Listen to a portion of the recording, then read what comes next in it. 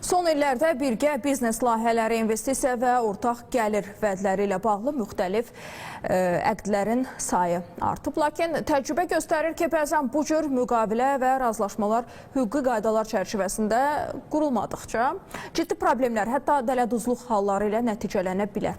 Və əqdlərin düzgün bağlanması, tərəflərin hüquq və vəzifələrinin aydın müəyyənləşdirilməsi, eləcə də kommersiya fəaliyyəti ilə bağlı münasibətlərin hüquqi əsasda qurulması bu risklərin qarşısını almaq baxımından xüsusi əhəmiyyət daşıyır. Və bugün də studiyamızda əqdlərin növləri, onların bağlanması və rəsmiləşdirilməsi qaydaları, tərəflərin öhdəlikləri, eləcə də əqdin bağlanması və ondan imtinaya məcbur etməyə görə qanunvericilikdə nəzərdə tutulan məsuliyyət məsələlərindən danışacağıq. Qonağımız Baş Prokurorluğun hüquqi təminat və insan hüquqları məsələləri idarəsinin prokuroru, birinci dərəcəli hüquqşünas Tural Mürsəlövdür. Tural müəllim, salam, xoş gəlmişsiniz. Salam, xoş gördük. Dəvətə görə təşəkkür edirəm. Tural müəllim, danışdığımız mövzu, indi müzakirə edəcəyimiz mövzu kifayət qədər həm həssas mövzudur, həm də vacib mövzudur. Çünki son vaxtlarda bu proses artıb, yəni dələduzluq faktlarından söhbət gedir ki, borc alma, vermə məsələsindən söhbət gedir və bu zaman dələduzluq halları necə yaranır? İstərdim bax bu suala aydınlıq gətirək və vətəndaşlar bu zaman nəyə diqqət etməlidirlər, nəyi nəzərdə tutmalıdırlar və xüsusi o siqnallar nədən ibarətdir? İlk öncə onu bildirim ki, dövlət orqanları, istər bu baş prokurorluq olsun və digər hüquq mühafizə orqanları vətəndaşların bu istiqamətdə maariflənməsi üçün müəyyən işlər görürlər, video saxlar hazırlayırlar və vətəndaşları məlumatlandırmağa çalışırlar. Çünki bildiyiniz kimi bu mövzu son dövrdə kifayət qədər aktualdır. Belə ki, dələduzluq cinayətlərinin törədilməsi sadəcə fiziki məkanda deyil, artıq virtual məkana doğru istiqamətlənir və virtual məkan vasitəsilə törədilən dələduzluq cinayətlərinin sayı kifayət qədər artmışdır. Ona görə düşünürəm ki, sadəcə hüquq mühafizə orqanları və ya dövlət orqanları deyil, vətəndaşlar özləri də maraqlı olmalıdırlar ki, bu tendensiyalar barədə məlumat əldə eləsinlər və potensial təhlükələrə qarşı artıq məlumatlı olsunlar. İlk öncə onu qeyd edim ki, dələduzluq cinayəti Cinayət Məcəlləsinin 178-ci maddəsində qeyd olunur və iki üsulla törədilə bilir. Ya bu aldatma yolu ilə olmalıdır, ya da etibardan sui-istifadə etmə yolu ilə olmalıdır. Digər bir məqam isə odur ki, Ali Məhkəmənin bu sahə üzrə plenum qərarı var. Dələduzluq işlənənlərin məhkəmə təcrübəsi haqqında plenum qərarı var ki, orada da dələduzluq cinayətlərin müxtəlif aspektlərinə diqqət yetirilmişdir. Yəni, vətəndaşlar bu mənbələrdən istifadə edərək müəyyən qədər hüquqi biliklər əldə edə bilərlər. Sizin sualına gəldikcə isə deyə bilərəm ki, bu borc müqavilələri özü də bir mülki müqavilə öhdəliyi yaradır. Yəni, burada sadəcə borc müqaviləsi deyil, kredit müqavilələri, icarə müqavilələri, kirayə müqavilələri, bunlar hamısı mülki müqavilə öhdəlikləri yaradır və həmin mülki müqavilə öhdəliklərinin yerinə yetirməməsinə görə dələduzluq cinayəti yalnızca müqavilə bağlanana qədər, əgər şəxsdə o niyyət formalaşmışdırsa, yəni real olaraq həmin borcu qaytarmağa yox, niyyəti onun əvəzsiz olaraq ona verilən əmlakı ələ keçirməyə yönəlmişdirsə və bu istiqamətdə o öz niyyətini pərdələnmişdirsə, təbii ki, o cinayət məsuliyyətinə cəlb olunacaqdır və müvafiq qanunverici qaydada barəsində tədbir görüləcəkdir. Onu da qeyd edim ki, son dövrlər biz bilirik ki, kredit təşkilatları, kredit müəssisələri vətəndaşlara, şəxslərə kreditlər verirlər və sual oluna bilər ki, kredit müqavilələrində bu hal necə ola bilər? Kredit müqavilələrində qeyd etdiyim kimi, əgər müqavilə bağlanana qədər şəxsin niyyəti əmlakı əvəzsiz olaraq ələ keçirməyə, yəni dələduzluq etməyə yönəlmişdirsə, bu zaman cinayət məsuliyyəti yarana bilər. Bu həmçinin bəzən biz sosial şəbəkələrdə görürük ki, şəxslər şikayət edirlər ki, biz filan kəs avans qismində müəyyən məbləğdə pul alıb və avans qismində həmin pulu aldıqdan sonra ortalıqdan yoxa çıxıb və biz onu tapa bilmirik. Bu hallarda da hətta bir şəxs müəyyən bir xidmətin göstərilməsinə və ya məhsulun təqdim edilməsinə vəd verərək müəyyən bir avans əldə edirsə və onun niyyəti əvvəlcədən xidməti göstərmək, məhsulu vermək deyil, sırf həmin əmlakı əvəzsiz olaraq, həmin pul əvəzsiz olaraq ələ keçirməyə yönəlmişdirsə və bəli, burada dələduzluq cinayətinin əlamətləri mövcuddur. Qeyd etdiyim kimi bu iki yolla törülür. Bir sui-istifadə olmalı, ya aldatma yolu. Sui-istifadə, aldatma bəllidir. Sui-istifadə isə bu işgüzar münasibətlər vaxtı yarana bilər, qohumluq münasibətləri zamanı yarana bilər və bir çox hallarda yarana bilər və vətəndaşlar İnandan etibardan istifadədən söhbət gedir. Bəli. Bəs birgə gəlir əldə etmək və kommersiya fəaliyyəti ilə əlaqədar dələduzluq halları yarana bilərmi? Yəni birgə bu proses reallaşa bilərmi və eyni zamanda da ümumiyyətlə müqavilə öhdəlikləri necə tənzimləməlidir? Vətəndaşlarımız bunu necə nəzarət etməlidir? Yerinə yetirilmədiyi halda nələr baş verir? Yəni cinayət məsuliyyətinə cəlb olunma prosesi necə gedir?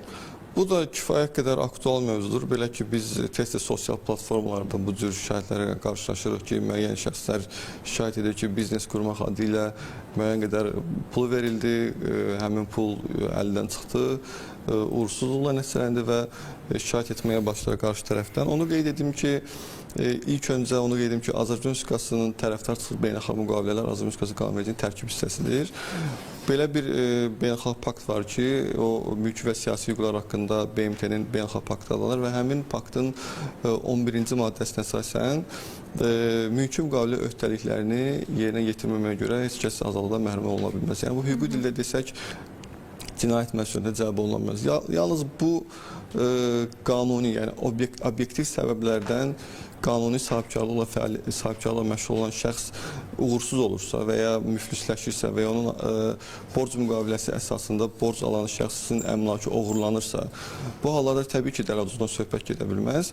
Lakin bayaq qeyd etdiyim kimi şəxs öz niyyətini artıq müqavilə bağlılığına qədər formalaşdırırsa, yəni qanunsuz niyyətini biz sizə bəsit, primitiv şəkildə bunu izah eləməli olsam, nümunə ilə izah eləyim. Məsələn, bir şəxs bir biznes qurmaq qarşılığında bir-iki nəfər razılaşır. Deyək ki, biznesin qurulması üçün 100 min manat pul lazımdır. Bir tərəf digər tərəfə vəd verir ki, həmin 100 min manat qarşılığında külli miqdarda gəlir əldə edəcək və bir tərəf digər tərəfə 100 min manatı verir.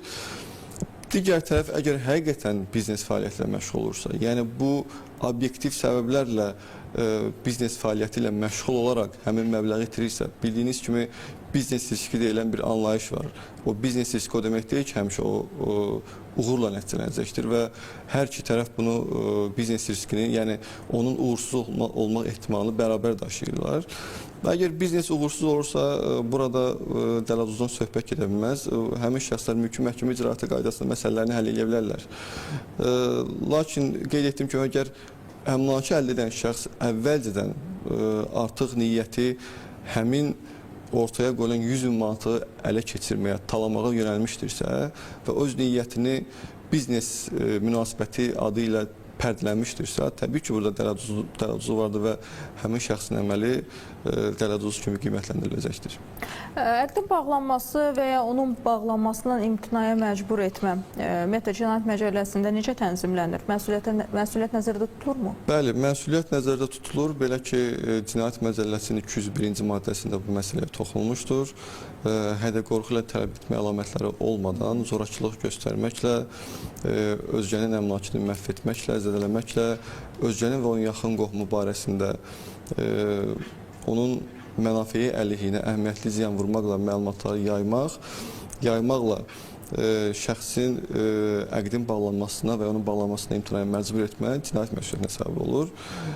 Burada sanksiyada islah işləri cəzası nəzərdə tutulmuşdur, azadlıq məhdudlaşdırılması, hətta 2 ilə qədər azadlıqdan məhrum etmə cəzası nəzərdə tutulmuşdur. Təbii ki, ağırlaşdırıcı hallarda cəza da ağırlaşacaqdır. Bu cinayət təkrar törədildikdə, qabaqcadan əlbir olan bir qrup şəxs tərəfindən törədildikdə cəza 3 ildən 5 ilə qədər azadlıqdan məhrum etmə ola bilər və bu cinayət məcəlləsində nəzərdə tutulmuşdur. Bəs sahibkarlıq fəaliyyəti ilə məşğul olan şəxslərə necə? Tutaq ki, şəxslər hansısa bir məhsulu satırlar, yeyinti məhsullarını və yaxud da içkiləri və yaxud da digər bir, nə bilim, geyimi.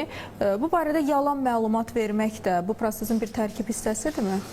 Bu da kifayət qədər aktual mövzudur. Belə ki, son dövrlərdə biz mətbuatda, sosial şəbəkələrdə, sosial platformalarda görürük ki, şəxslər şikayət edir ki, müəyyən məhsul, müəyyən əşya barəsində ona yalan məlumat verilmişdir və ya məlumat verilməmişdir. Satıcı tərəfindən olunan bu hərəkətlər barəsində şikayətlər kifayət qədərdir sosial platformalarda. Bununla bağlı da onu qeyd edim ki, Dələduzluq işlərinə dair məhkəmə təcrübəsi Ali Məhkəmə plenum qərarında da bu məsələyə toxunulmuşdur. Lakin bundan əvvəl onu qeyd edim ki, Cinayət Məcəlləsinin 177-ci maddəsinin qeyd hissəsinə əsasən dələduzluq cinayətinin yaranması üçün 500 manat və ondan artıq miqdarda zərər vurulmalıdır. Yəni, həmin miqdardan artıq zərər cinayət məsuliyyətinə hesab olur. Həmin miqdardan aşağı zərər artıq inzibati qaydada məsuliyyət məsələsi aktuallaşır. Həmin plenum qərarında göstərilir ki, əgər satıcı, sahibkar qanunsuz sahibkarlıqla məşğul olursa və satdığı məhsul və ya göstərdiyi xidmət barəsində onun qiymətinə əhəmiyyətli təsir göstərən, keyfiyyəti barəsində yalan məlumat verirsə və ya gizlədirsə bu məlumatı, həmin sahibkar, bəli, sahibkar demək olmaz, qanunsuz sahibkarla məşğul olan şəxs dələduzluqla cinayət məsuliyyətinə cəlb oluna bilər.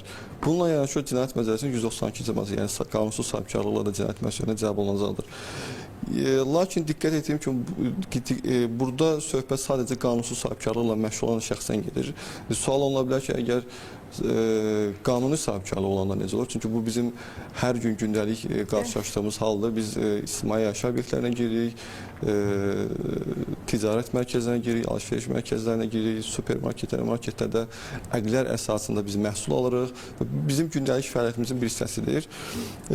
Bu zaman isə Cinayət Məcəlləsinin 200-cü maddəsi aktuallaşır. Belə ki, qanuni sahibkarlıqla məşğul olan şəxs əmlakın təqdim etdiyi məhsulun və ya xidmətin qiymətinə əhəmiyyətli təsir göstərəcək, onun keyfiyyəti barəsində yalan məlumat verirsə və ya onu gizlədirsə, o Cinayət Məcəlləsinin 200-cü maddəsinə görə cinayət məsuliyyətinə cəlb olunacaqdır. Burada isə qeyd edim ki, həmin Cinayət Məcəlləsinə əsasən həmin maddə ilə cinayət məsuliyyətinin yaranması üçün minimum 2000 manat zərər vurması lazımdır. İndi sual ola bilər ki, bəs 2000 manatdan aşağı zərər vurulduqda necə olur? 2000 manatdan aşağı miqdarlarda zərər vurulduqsa, bu inzibati qaydada tənzimlənir. İnzibati xətalar məcəlləsinə əsasən tənzimlənir. İnzibati xətalar məcəlləsinin 446-cı maddəsində bununla bağlı müvafiq maddə var və 2000 manatdan aşağı zərərlər həmin maddə çərçivəsində məsuliyyət hesab olunur. Orada isə təqsirkarın statusuna asılı olaraq, yəni bu hüquqi statusundan deyək də, yəni bu fiziki şəxsdirsə, hüquqi şəxsdirsə və ya vəzifəli şəxsdirsə ona tətbiq olan cərimə miqdarları dəyişir.